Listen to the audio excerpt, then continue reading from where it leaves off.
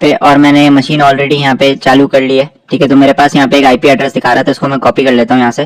And सबसे पहले हम चलते हैं अपनी टर्मिनल की तरफ और मैं एक nmap स्कैन से परफॉर्म करूंगा। जो पहला जो हमारा काम होता है दैट इज रिकॉनेसेंस या स्कैनिंग, तो हम उसको परफॉर्म करेंगे, देखेंगे कि इसमें कितने ओपन पोर्ट्स अवेलेबल हैं जिसके साथ हम इंटरैक्ट कर सकते हैं। ठीक है, तो मैं कमांड लगाऊंगा sudo nmap-a एग्रेसिव फ्लैग हम यूज कर रहे हैं यहाँ पे। एंड मैंने आईपी एड्रेस पेस्ट कर लिया है और अभी हमारा nmap स्कैन स्टार्ट हो गया है, तो मैं इसको होने देता हूँ।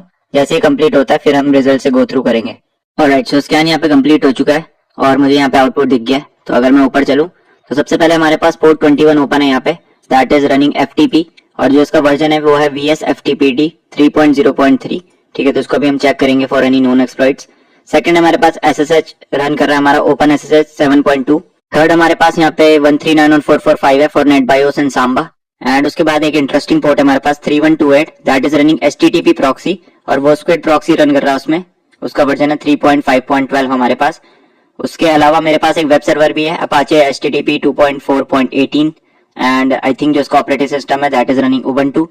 ठीक है, तो इसको भी हम चेक करेंगे। उसके अलावा मेरे पास और कुछ नहीं है, कुछ मेरे पे होस्ट स्क्रिप्ट रिजल्ट्स हैं यहाँ पे नेट बायोस के रिलेटेड एंड वो बाकी चीजें यहाँ पे गेस कर रहा है। ठीक है, तो मेन चीज जो मेरे पास है यहाँ पे वो वर्जन है मेरे पे VS FTPD 3.0.3 का, तो इसको हम नोन एक्सप्लॉइट्स के लिए चेक कर सकते हैं। तो मैंने यहाँ से इसको कॉपी किया, चलते हैं अपने ब्राउजर में, यहाँ पे पेस्ट करके मैं देखता हूँ अगर इसका कोई नोन एक्सप्लॉइट्स है मेरे पास। तो exploit and VS FTPD 3.0.3 remote denial of service है, मेरे पास एक एक्सप्लॉइट है यहाँ पे but that is a denial of service exploit. दूसरा अगर मैं इसको अपने टर्मिनल में जाके चेक करूं यूजिंग सर्च एक्सप्लॉइट, तो मैं कमांड लगाऊंगा search exploit and VS FTPD 3.0.3 और मेरे पास एक ही एक्सप्लॉइट दिखा रहा है जो कि हमारे पास एक पाइथन स्क्रिप्ट है and that is a remote denial of service exploit. तो अगर मैं इसको चेक करूं तो मेरे पास यहाँ पे इसकी मदद से मैं डिनायल ऑफ सर्विस परफॉर्म कर सकता हूँ पर्टिकुलर सर्वर के ऊपर, बट इससे हमें कोई कोड एग्जीक्यूशन वगैरह नहीं मिलेगा, तो ये एक्सप्लॉइट हमारे काम का नहीं है। ठीक है, अभी दूसरी सर्विस को देखते हैं हम। दूसरी सर्विस में चेक कर लेता हूँ। दूसरा था हमारे पास 3128 that was running squid HTTP proxy, तो स्क्विड प्रॉक्सी है यहाँ पे, इसको मैं कॉपी कर लेता हूँ 3.15 5.12 मतलब, एंड वापस इधर चलते हैं। सर्च एक्सप्लॉइट में चेक करूंगा, मैं पेस्ट किया मैंने, इसके आगे स्क्विड लगा देता हूँ स्क्विड एंड नो रिजल्ट यहाँ पे मुझे दिखाई दे रहा है, कोई दिक्कत नहीं है। वापस गूगल में ट्राई करके देखते हैं इसे, इसको कॉपी किया मैंने यहाँ से। Okay, so proof of concept XSS शायद हो सकता है इसमें but I am not sure. ठीक है, सो मुझे वर्जन का यहाँ पे चेक करना पड़ेगा। एक यहाँ पे मेरे पास NTLM बफर ओवरफ्लो है, मेटास्प्लॉइट मॉड्यूल है बट ये 2.5.x to 3 पॉइंट समथिंग तक है, तो इसके वर्जन चेक करने पड़ेंगे। ठीक है, एंड काफी ओल्ड CV है, ये 2004 का है। ठीक है, तो इसमें वापस देखेंगे हम, पर अभी के लिए पोटेंशियल एक्सप्लॉइट हो सकता है। अगर सर्विस चेक करूं दैट वाज रनिंग HTTP या अपाचे रन कर रहा था यहाँ पे 3333 पे, तो इसके लिए मैं यहाँ से IP एड्रेस कॉपी किया मैंने अपने ब्राउजर में चलते हैं पोर्ट 3333 में। ठीक है, तो वल्नरेबिलिटी यहाँ पे इनकी वेबसाइट खुल चुकी है। ठीक है, तो नॉर्मल सी वेबसाइट है आपकी जो कॉलेज की वेबसाइट होती है, यहाँ पे सर्च कर सकते हैं। लेट्स सी कंप्यूटर में अगर लिखूं I want to study computer, तो ये कुछ नहीं दिखा रहा है यहाँ पे। ठीक है, अप्लाई नाउ में भी कुछ नहीं है, व्यू कोर्सेज में एज सच कोई पेजेस नहीं है, ये सारे पेजेस भी काम नहीं कर रहे हैं। ठीक है, तो किसी भी वेबसाइट में पहले आप आओ, पहले आप उसको वेट करना पड़ता है कि क्या क्या चीजें हैं आपके पास यहाँ पे। ये सब जब मैंने कर लिया, सारे पेजेस वगैरह चेक कर लिए, यहाँ से एक एक पेज चेक कर लो, उसके बाद कंट्रोल U दबाऊंगा मैं एंड यहाँ पे मैं इसका जो सोर्स कोड है पेज का उसको देखूंगा। तो कई बार क्या होता है, कुछ हिंट्स होती हैं सोर्स कोड में या कोई ऐसा ही चीज होती है जिससे हमें एक्सटर्नल कुछ इन्फॉर्मेशन पता लग जाए। ठीक है, तो इसको एक बार ऊपर से नीचे तक देख लेते हैं एंड कई बार कमेंट्स होते हैं, तो ऐसा मुझे यहाँ पे कुछ दिख नहीं रहा है। नेक्स्ट मैं यहाँ पे वेपलाइजर का यूज करूंगा। सो वेपलाइजर हमने इस कोर्स में देखा था, इसकी मदद से हम जो भी टेक्नोलॉजी चल रही है बैकएंड में किसी वेबसाइट की उसका पता कर सकते हैं। तो jQuery इसका वर्जन है मेरे पास, आउल कोराजल बूटस्ट्रैप का यूज कर रहे हैं। ठीक है, बट ऐसा कोई ऐसे मुझे CMS या ऐसा कुछ नहीं मिल रहा है जिसको मैं डायरेक्टली अभी टारगेट कर सकूं। ठीक है, तो अब जो नेक्स्ट कोर्स ऑफ एक्शन है वो हमारा, हम डायरेक्टली ब्रूट फोर्सिंग परफॉर्म कर सकते हैं इसमें, तो उसके लिए मैं यहाँ से इसको कॉपी करूंगा एंड अभी चलते हैं अपने टर्मिनल की तरफ। और सो मैं आ गया अपने टर्मिनल में यहाँ पे, और डायरेक्टली ब्रूट फोर्सिंग परफॉर्म करने के लिए हम गोबस्टर का यूज करेंगे। तो मैं कमांड लगाता हूँ gobuster and dir for directly brute forcing -u to specify और URL, तो यहाँ से URL हमने दे दिया ऐसे। फिर वर्ड लिस्ट हमें प्रोवाइड करानी होती है, तो वर्ड लिस्ट हम करेंगे user share word list SecLists discovery web content में एंड common.txt का यूज करेंगे मैं, इसको मैंने पहले भी यूज किया है। ठीक है, तो ये जनरली बढ़िया वर्क करती है। एंटर दबाया मैंने तो यहाँ पे गोबस्टर का स्कैन स्टार्ट हो गया। तो जितनी भी डायरेक्टरीज होंगी कॉमन डॉट टीएक्सटी के अंदर, उन सबको चेक करेगा और कोई भी जो वैलिड डायरेक्टरी उसमें मिलेगी वो यहाँ पे हमें रिजल्ट्स में दिखाएगा। तो इसको मैं होने देता हूँ, जैसे ही कंप्लीट होता है उसके बाद हम इसके रिजल्ट्स को देखेंगे। ऑलराइट, सो मेरे को यहाँ पे रिजल्ट्स मिल चुके हैं और यहाँ पे हमें कुछ डायरेक्टरीज दिख रही हैं। सबसे पहले मैं डॉट एच टी पासवर्ड या डॉट वाली जो डायरेक्टरीज है उसका बता देता हूँ आपको। तो स्टेटस कोड इसका 403 है, मतलब ये रिडायरेक्ट मार रहा है। पर जो डॉट वाली होती है वो आपकी हिडन डायरेक्टरीज होती है और इसको आप जनरली एक्सेस नहीं कर सकते, आपका एक्सेस फॉरबिडन रहता है इसमें, ठीक है। उसके बाद मेरे पास CSS करके डायरेक्टरी है, जितनी भी आप स्टाइलिंग देखते हो पेज में, ठीक है, फॉन्ट वगैरह ये सारी चीजें CSS में लिखी जाती हैं, ठीक है। तो ये सारी चीजें जो आप देख रहे हैं, पिक्चर्स, ये बॉर्डर्स वगैरह, तो जितनी भी फाइल्स होंगी यहाँ पे CSS वाली डायरेक्टरी में मैं देख पाऊंगा। CSS में अगर डालूं तो यहाँ पे देखो जितनी भी CSS की फाइल है वेब सर्वर के ऊपर या जो वेबसाइट यूज कर रही है वो मैं यहाँ पे खोल के देख सकता हूँ, ठीक है। तो इस तरीके से CSS की फाइल रहती है इसमें। नेक्स्ट अगर मैं देखूँ तो मेरे पास है फॉन्ट्स वाला, सो फॉन्ट्स डायरेक्टरी मेरे पास, उसको अगर मैं चेक करूँ यहाँ पे फॉन्ट्स मैंने टाइप किया और जितने भी फॉन्ट्स इसके अंदर यूज हो रहे उसके सारा यहाँ पे मुझे मिल चुका है, ठीक है। तो बैकअप डॉट टीएक्सटी फाइल है, ये कुछ है यहाँ पे जिसको हम आगे देख सकते हैं, ठीक है। अगर मैं वापस जाऊं और चेक करूं यहाँ पे तो मेरे पास इमेजेस करके यहाँ पे सारी इमेजेस है। index.html जो मेन पेज है वो यहाँ पे स्टोर्ड है हमारा। नेक्स्ट मेरे पास एक इंटरनल करके डायरेक्टरी है और एक जावास्क्रिप्ट की है, तो ये नॉर्मली होगी आपकी। इंटरनल करके जो डायरेक्टरी है वो इंटरेस्टिंग लग रही है तो उसको मैंने यहाँ से कॉपी किया एंड अगर मैं इसको यहाँ पे पेस्ट करूँ, ठीक है, तो ये एक तरीके का मुझे यहाँ पे क्या मिल रहा है, अपलोड फंक्शनैलिटी मिल रही है मुझे। तो यहाँ से मैं ब्राउज करके कोई भी चीजें को अपलोड कर सकता हूँ, ठीक है। तो ये बढ़िया बात है। तो चेक करके देखते हैं। मेरे पास एक PHP रिवर्स शेल है मेरी डाउनलोड्स में होगा आई थिंक वो, उसको मैं अगर देखूं तो मैं उसको अपलोड कर सकता हूँ। और अगर मैंने यहाँ पे शेल अपलोड कर दिया, ठीक है, तो मैं कुछ भी फाइल अपलोड कर सकता हूँ यहाँ पे आई थिंक PDF इमेज वगैरह वगैरह। पर अगर मान लो मैं इसमें एक PHP रिवर्स शेल अपलोड करूँ और फिर मैं उसे एग्जीक्यूट करूँ तो मुझे जो सर्वर है उसमें एक्सेस मिल सकता है, ठीक है। तो उसको ट्राई करके देखते हैं। मैं चलता हूँ अपने टर्मिनल पे एंड आई थिंक मेरे डाउनलोड्स पे है वो।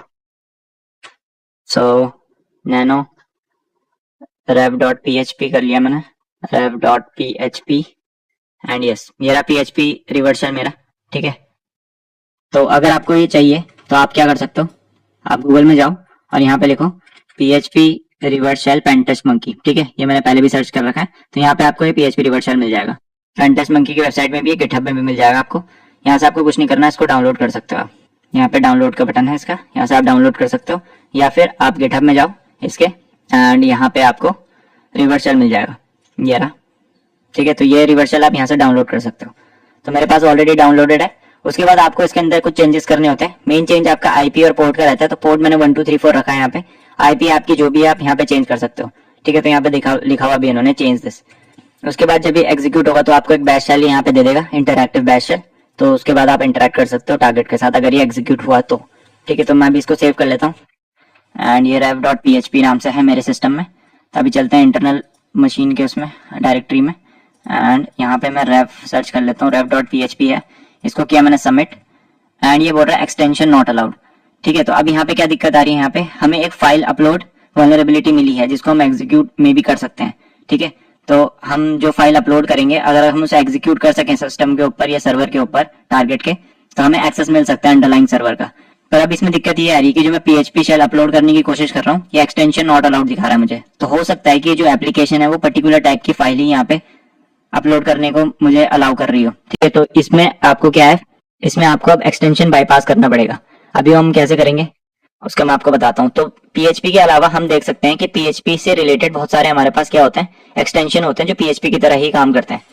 तो मान लो मैं यहाँ पे क्रिएट कर लेता हूँ एंड यहाँ पे मैं एक लिस्ट बनाता हूँ, नैनो एक्सटेंशन या ext.txt कर देते हैं, ext.txt, ठीक है। तो एक हो गया मेरे पास PHP तो काम नहीं कर रहा, तो PHP 1, ठीक है, PHP 2, PHP 5, ठीक है। एक PHTML होता है, उसको हम ट्राई करके देख सकते हैं। अगर इनमें से कोई एक्सटेंशन काम करेगा तो हम उसी में अपना रिवर्स शेल बना के अपलोड करने की कोशिश करेंगे। तो इसको मैं सेव कर लेता हूँ यहाँ पे, ठीक है। तो अगर मैं अब इसके अंदर देखूं तो मेरे पास कुछ एक्सटेंशन है यहाँ पे।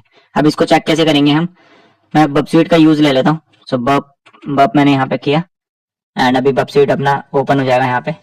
तो बबस्वीट आपका ऐसे ओपन हो गया। यहाँ पे नेक्स्ट पे दबाइएगा, स्टार्ट बब करेंगे तो अभी हमें इंटरफेस मिल जाएगा, डैशबोर्ड मिल जाएगा जो हमारा मेन बब का आता है। ओके, सो इस तरीके से आपको मिलेगा। आपको क्या करना है, प्रॉक्सी में जाना है। यहाँ से पहले आप प्रॉक्सी ओपन कर लेना अपनी, ठीक है। बबस्वीट यहाँ पे मैंने सेलेक्ट कर लिया, ठीक है। अब प्रॉक्सी जिसको कॉन्फ़िगर करना नहीं आता वो आपको कुछ नहीं, एक एक्सटेंशन है, आपको फायरफॉक्स स्टोर में मिल जाएगा, वहां से आपको इसको ऐड करना है और बस एक बब की आपको एंट्री डालनी है 8080 के ऊपर, ठीक है। नेक्स्ट मेरे पास यहाँ पे मैं प्रॉक्सी में जाऊंगा, इंटरसेप्ट को करूंगा मैं ऑन। अब हम यहाँ से सेलेक्ट करेंगे कोई भी फाइल, ठीक है। तो मान लो मैं rev डॉट php करता हूँ, rev डॉट php करा मैंने एंड सबमिट किया मैंने, ठीक है। तो अब ये जो भी रिक्वेस्ट है ना वो मैंने यहाँ पे कैप्चर कर लिया अपने बब स्वीट के ऊपर, तो मैं इसमें कोई भी छेड़खानी कर सकता हूँ। तो ये देखो पूरा शेल यहाँ पे अपलोड हो रहा है, ठीक है। तो अब मैं इसको क्या करता हूँ, सेंड टू रिपीटर करूंगा, तो यहाँ पे मुझे एक कॉपी मिल जाएगी। एंड उसके बाद हम इसको करेंगे send to intruder as well, ठीक है। तो अभी मैं यहाँ से इसको कर लेता हूँ ऑफ एंड इंट्रूडर पे गए हम। इंट्रूडर के बाद मेरे पास जो फाइल का नेम है हमें उसको वो करना है, तो एक्सटेंशन को हम बेसिकली वो करना है। तो मैंने यहाँ से इसको ऐसे सेलेक्ट किया, ऐड पे क्लिक करूंगा तो यहाँ पे ये सेलेक्ट हो जाएगा इस तरीके से, दो साइन के बीच में, ठीक है। अब मैं जाऊंगा पेलोड के ऊपर और मैं करूंगा लोड यहाँ से।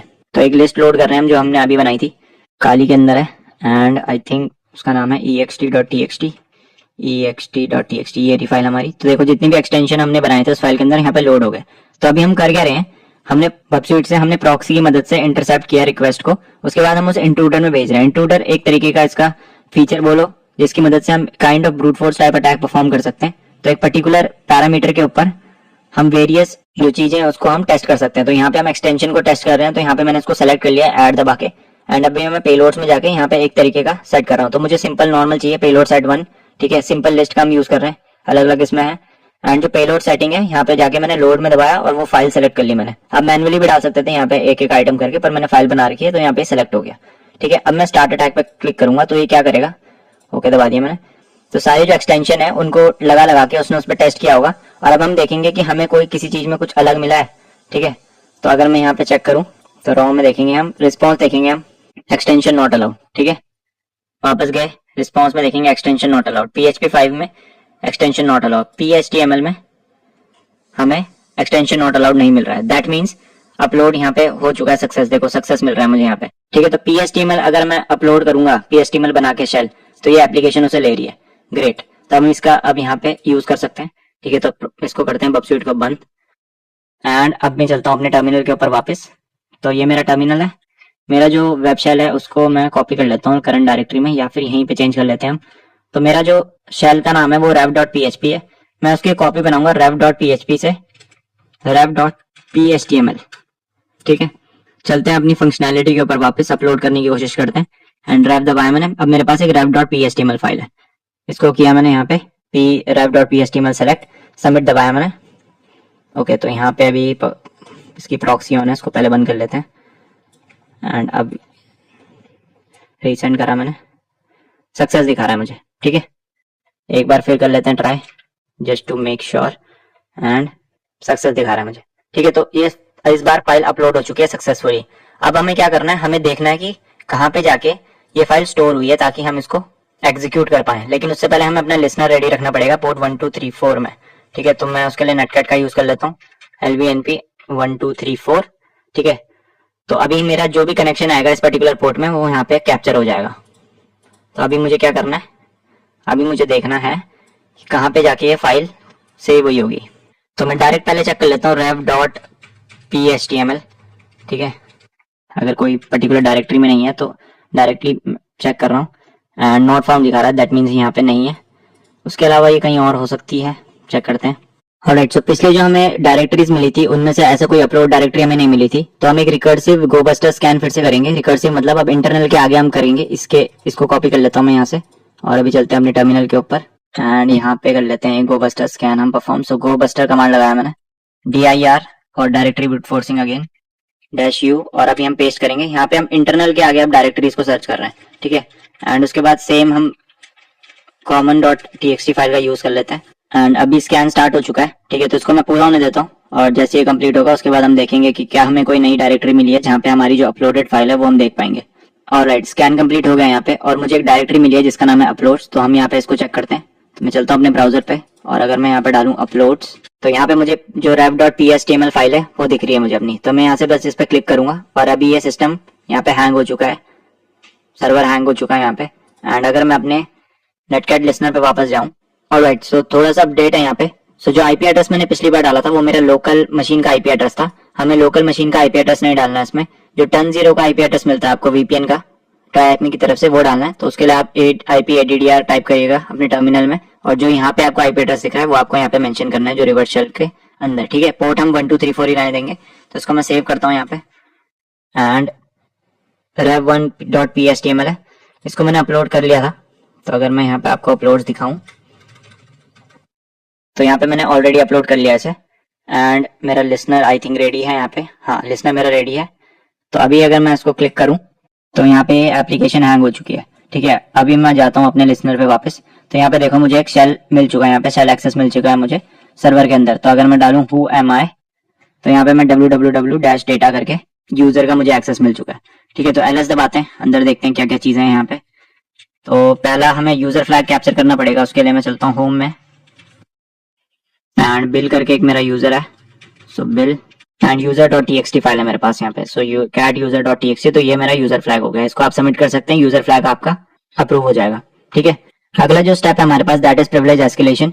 प्रिविलेज एस्केलेशन में हमारा जो लो लेवल का यूजर है हम उसे हायर लेवल के यूजर तक पहुंचाते हैं, ठीक है। तो अगर हमारे पास अभी www-data का एक्सेस है, हमें रूट लेवल तक जाना है, जो कि सबसे हाईएस्ट लेवल ऑफ प्रिविलेज होता है किसी भी लिनक्स मशीन के ऊपर, ठीक है।